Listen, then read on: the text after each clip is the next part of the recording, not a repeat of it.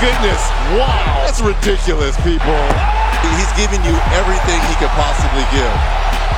And here comes Giannis. The Bucks and their march as the #1 team continues.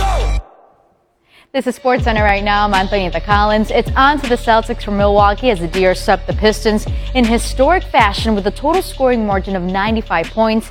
That's tied for the second largest in a 4-game sweep in postseason history. The Greek Freak, who's looking to get some long-awaited payback against Boston, making personal history last night. He scored 41 points in only 32 minutes. According to Elias, that's the fewest minutes played in a 40-point game in NBA postseason history.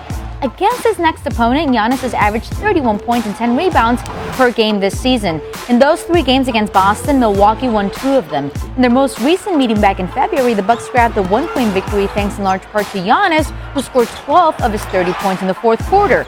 This year, the Bucks hold home court advantage, and that proved crucial in the playoff series last year with Boston, which won 7 games. In that 2018 first-round series, the home team was 7-0. Now, let's get you back to First Take. So the Bucks sweep the Pistons, setting up a rematch with last year's first-round series to win 7 games with the Celtics. So, Stephen A., who's more important to their team, Giannis or Kyrie? I think it's Kyrie, and I think it's easily Kyrie in this particular situation. I think we need to understand something. And you know, again, I'll leave it to Max to talk about the Bucks because he's been talking about the Bucks a lot. So I'll leave it to him. But I will say this. They're #1 offensively. They're #1 against free throws. They're #1 against two-point percentage shots. This is an elite defense. It's an elite offense, primarily because you've got the Greek Freak finishing in the paint, surrounded by a whole bunch of three-point shooters. I'm not blind. If you're going to bet your money, you bet on the Bucks. But here's the reality of the situation. You look at Kyrie Irving, the closer that he is, the spectacular player, the showman that he is, particularly during this time of the year, and it speaks for itself. But then when you couple that with the fact that he's so desperately needed, and you look at what Boston has been this year, the reality is that the only reason to believe that Boston is going to win this series is because you're holding out the hope that the spectacular version of Kyrie Irving will show up and show out in ways that very few in NBA history have been able to do, which includes him, by the way, because he's been one of the few to be able to do it.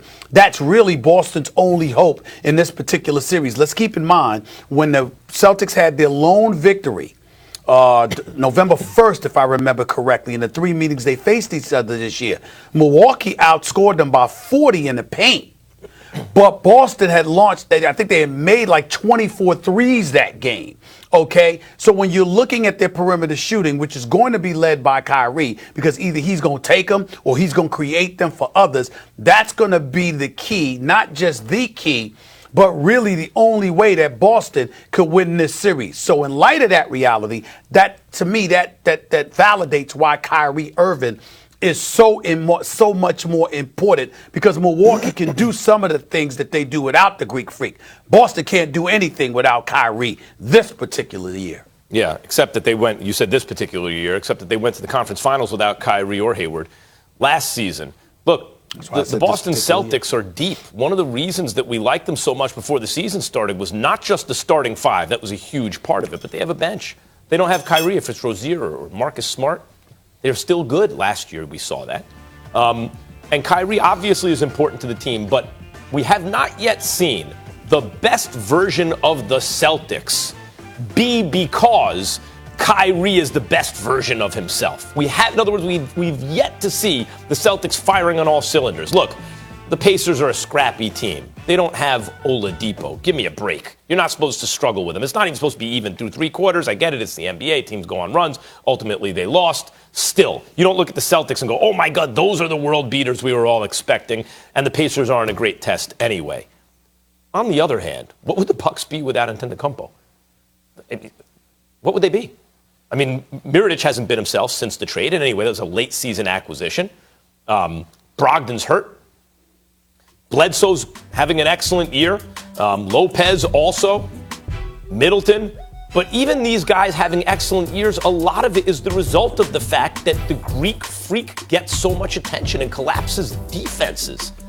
He is absolutely, at best, if the Bucks were a deeper team, they could be a real good regular season team that would fold in the playoffs. Thinks Budenholzer's last team, the Atlanta Hawks.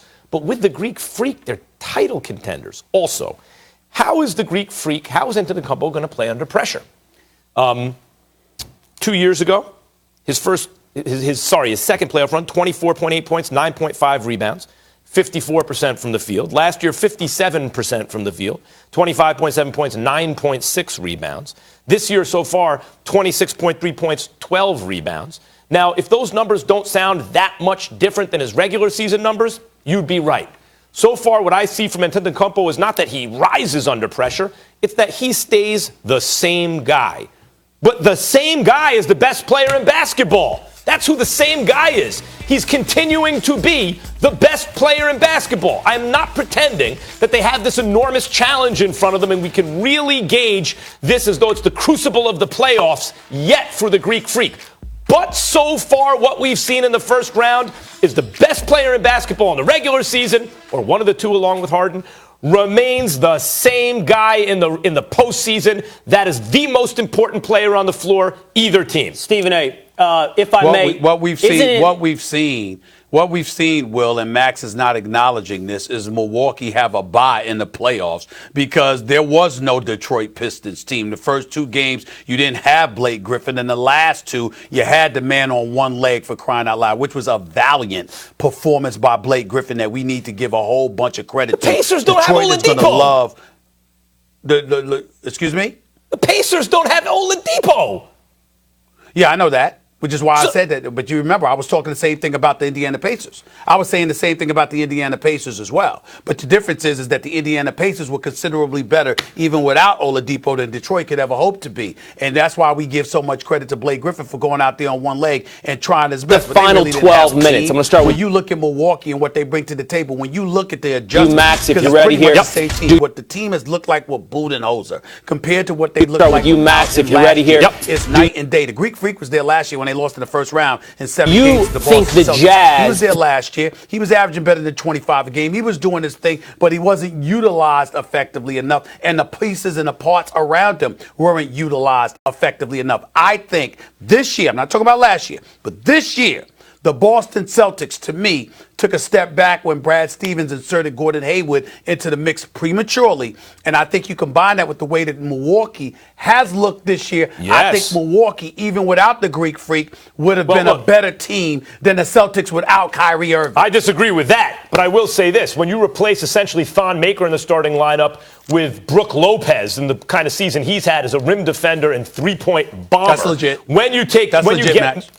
Yeah, right. And once you get Mirotic late season, we even haven't seen really Mirotic in this team yet. He's an underrated defender, too.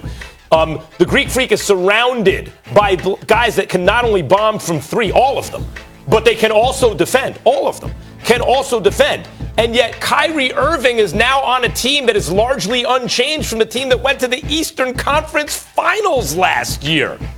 That's just the truth. Yeah, I don't view it that way, though. I don't view it that way because I think Kyrie, even though I love Terry Rozier, Kyrie's ability to create shots for the Tatums and the Browns and the Horfords of the world, I think is going to be far more exceeding than what you saw from Rozier. And I think that's a difference that we can't ignore. Seems like a pretty easy thought experiment. Take both guys off their respective teams, and which team is better? Celtics. All right. Would Kevin Durant be able to handle the intense media pressure of the Big Apple? Someone at the desk isn't convinced. That debate is coming up next. That's always a trick.